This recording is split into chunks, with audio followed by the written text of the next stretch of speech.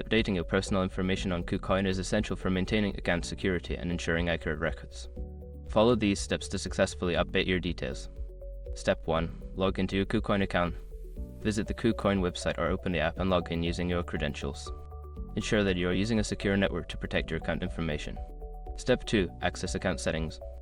Once logged in, navigate to your account settings. This is typically found in the profile section, often represented by your avatar or username.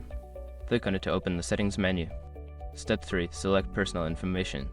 In the account settings menu, look for the option labeled personal information or profile.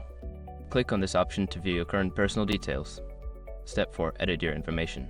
In the personal information section, you will see fields for your name, email, phone number, and other relevant details. Click the Edit button next to the information you wish to update and enter the new details. Step 5. Save changes.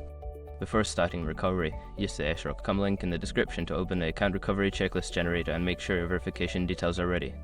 By following these steps, you can ensure that your personal information on KuCoin is up to date, enhancing your account security and usability.